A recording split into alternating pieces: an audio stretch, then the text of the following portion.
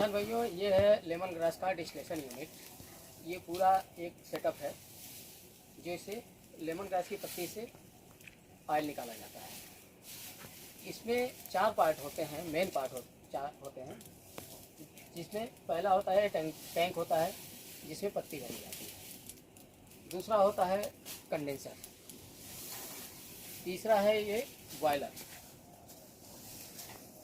ठीक है। चौथा पार्ट होता है ये हमारा सेपरेटर, ये जो लगा हुआ है ये सेपरेटर,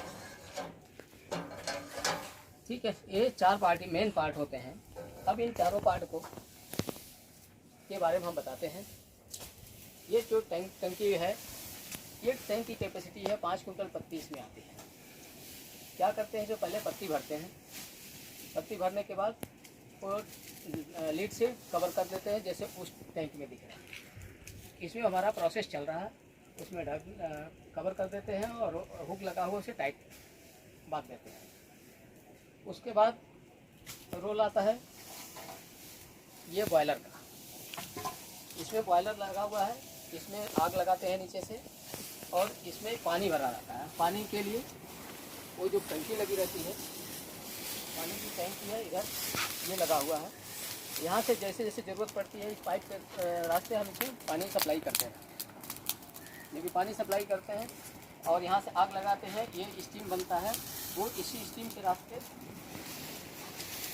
इस पाइप के रास्ते ये स्टीम हमारा कहाँ जाता है, टैंक में जाता है।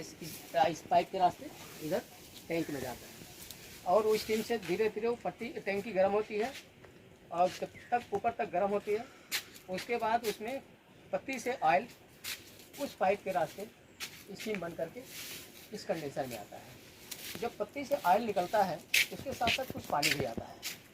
वो पानी आते आते इस कंडेंसर में आता है। तो कंडेंसर का जो रोल होता है, ये क्या करता है, उसको ठंडा करता है। जब ठंडा करता है तो जो वाष्पित फॉर्म में रहता है, स्टीम फॉर्म में रहता है, वो पानी में बदल जाता है। पानी में बदल करके वो फिर इस रास्ते जाता है सेपरेटर में। ये सेपरेटर में आता है तो ये देखेंगे आप, सेपरेटर में 4 पाइप लगा हुआ है, 1 2 3 और 4। आप ध्यान से देखेंगे तो ये 3 जो पाइप है ना, एल शेप में है। ये पाइप लगा है, ये नीचे एक तक गया हुआ है। तो जो पानी और तेल जब आता है तो पानी की डेंसिटी ज़्यादा होता है तो नीचे रहता है और तेल ऊपर तैरता रहता है। तो एक्स्ट्रा जो पानी इस कंडेंसर के थ्रू होकर के आया है वो इस रास्ते से निकलता रहता है। इसमें से फिर जब ओवरफ्लो करके इस रास्ते से यहाँ पे आता है। यहाँ से आने के बाद जो एक्स्ट्रा पानी फिर कुछ आ जाता है तो यहाँ से फिल्टर होकर के यहाँ निकल जाता है पानी। फिर यहाँ से ओवरफ्लो के इसमें जाएगा, यहाँ से जो ओवरफ्लो करके इसमें निकल जाता है, ठीक है। उसके बाद जो फाइनल ऊपर जो तेल रहता है वो अपना इसमें आता है और हम इस डिब्बे में इकट्ठा कर लेते हैं। अब बात आती है कि ये तो होगा हमारे 4 पार्ट। अभी इस जो टंकी है इसमें हम पत्ती पहले भरते हैं, दबा करके 5 कुंटल डालते हैं और इधर से प्रोसेस चालू करते हैं। ये पूरी प्रोसेस करने में, एक गर्म होने से लेकर के फाइनल तेल निकलने में 2.5 से 3 घंटे का समय लगता है। अब बात ये होती है कि जैसे ये गर्म हो रहा है तो देखेंगे कि इसमें ये काम कर रहे हैं, ये क्या करते हैं, ये टंकी को खाली कर रहे हैं जो पहले हो चुका, प्रोसेस हो चुका है। तो जब तक ये टंकी का प्रोसेस चलता है तब तक हम दूसरी टंकी हम खाली करते रहते हैं। और जब ये टंकी खाली होगा तो हम इसमें दूसरी पत्ती भरते रहेंगे।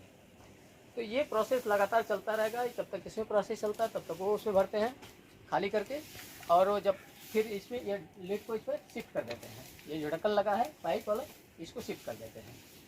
जब तक ये प्रोसेस चलेगा तब तक हम इसको खाली करते रहेंगे। ये लगातार ये प्रोसेस चलता रहता है। तो दिन में 3 राउंड ले लेते हैं तो 3 6 टंकी हम पत्ती से ऑयल निकाल सकते हैं। तो एक टंकी को प्रोसेस करने में 2.5 से 3 घंटे का प्रोसेस लगता है। अब बात आती है कि एक टंकी में कितना ऑयल निकलता है, ये डिपेंड करता है सीजन के हिसाब से।